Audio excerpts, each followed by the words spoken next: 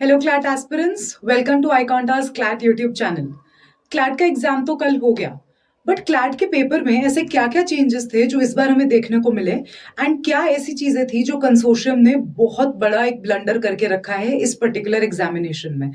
तो सबसे पहले जो हम आपको स्टार्टिंग से बोलते आए थे कि आपका जो पेपर है वो एक लेंदियर साइड पे होने वाला है, एंड वही हुआ। जो पैसेजेस थे वो बहुत लंबे लंबे पूछे गए थे।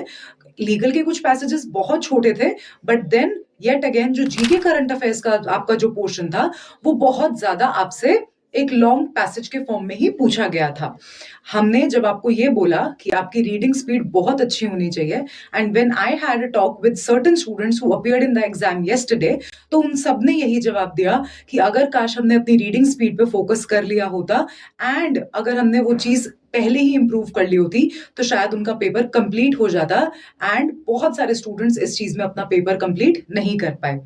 सेकेंड ऑफ ऑल, जो सबसे इंपॉर्टेंट चीज हमने आपको बोली थी कि static GK part, civil disobedience से कल आपका एक क्वेश्चन पूछ लिया गया, जो हमने आपको क्लियरली बोला था कि there can be a possibility जो आपसे स्टैटिक जीके के क्वेश्चंस भी पूछे जा सकते हैं।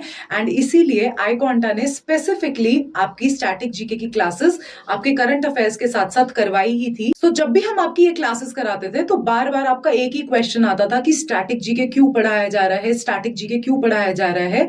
तो मैंने आपको लास्ट टू लास्ट ईयर भी यही एग्जाम्पल दिया था कि जलियांवाला बाग से एक क्वेश्चन आ गया था जो येट अगेन आपका स्टैटिक जीके का पोर्शन है, और कल वाले पेपर में भी आपका सिविल डिसोबीडियंस से क्वेश्चन पूछ लिया गया जो येट अगेन आपका स्टैटिक जीके का क्वेश्चन है। इसीलिए मैं आपको हर बार बोलती हूं कि स्टैटिक जीके और करंट अफेयर्स का, इसीलिए उन्होंने उस सेक्शन का नाम लिखा है GK and current affairs.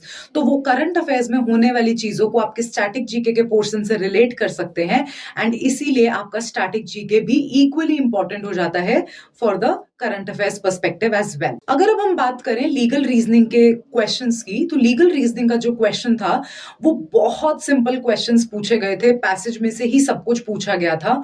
But consortium ने इस बार पूरे पेपर में बहुत सारी चीजों में एक बहुत बड़ा फ्लॉ क्रिएट किया हुआ है कि कुछ क्वेश्चंस ऐसे हैं जहां पर आपके ऑप्शंस ही गलत हैं, कुछ क्वेश्चंस ऐसे हैं जहां दो ऑप्शंस करेक्ट हैं।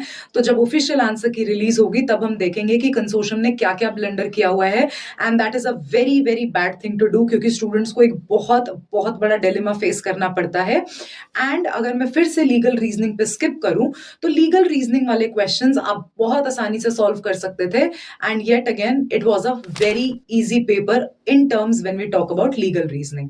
अब लॉजिकल रीजनिंग की अगर हम बात करें, तो लॉजिकल रीजनिंग का जो हम पैटर्न पिछले 3-4 ईयर्स से देखते आ रहे थे, लॉजिकल रीजनिंग में आपका सिर्फ और सिर्फ क्रिटिकल रीजनिंग वाला पार्ट पूछा जा रहा था फ्रॉम पास्ट 3-4 ईयर्स। लेकिन कल के पेपर में उन्होंने क्या किया, कल के पेपर में उन्होंने एनालिटिकल रीजनिंग यानी कि सिटिंग अरेंजमेंट से आपका एक सेट पूछ लिया, जो कि गलत नहीं था येट अगेन, क्योंकि हमने आपको बार बार ये बोला था कि क्रिटिकल रीजनिंग तो पूछी जाती ही है, लेकिन बाकी जो लॉ एंट्रेंस एग्जामिनेशंस हैं जैसे कि ए लेट होता है, स्लैट होता है, उनमें आपसे एनालिटिकल रीजनिंग बेस्ड क्वेश्चंस ही पूछे जाते हैं। तो आप इस एग्जाम में भी एक आधा क्वेश्चन एक्सपेक्ट कर सकते हो कि हाँ ऐसा कोई क्वेश्चन आ जाए, एंड वही हुआ। सिटिंग अरेंजमेंट से आपका ये क्वेश्चन पूछ लिया गया, एंड हमने आपको मैराथन्स में, क्लासेस में ये सारी चीजें कवर करवाई हुई थी।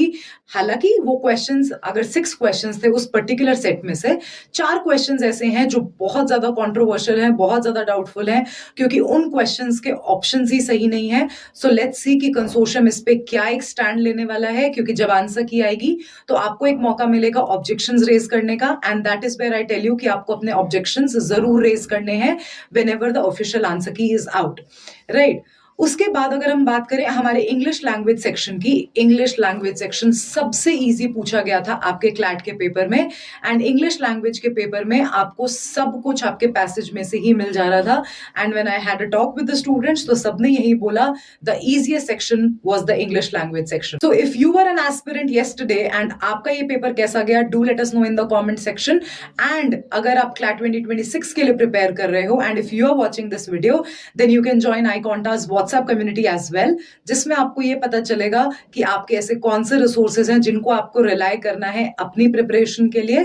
बिकॉज इस साल तो पेपर शायद थोड़ा मॉडरेट और इजी लेवल का था, तो देयर आर चांसेस कि अगले साल पेपर थोड़ा मॉडरेट टू डिफिकल्ट साइड पे चला जाए। एंड आई गारंटी यू ये रिसोर्सेज आपको बहुत ज्यादा हेल्प करने वाले हैं। Do subscribe our YouTube channel as well, जिसमें हम आपको प्रिपरेशन और स्ट्रेटेजीज भी बताते जाएंगे। For the WhatsApp community link and the YouTube channel link, everything is there in the description box. Do let us know in the comment section in any other way that we can help you out. Thank you.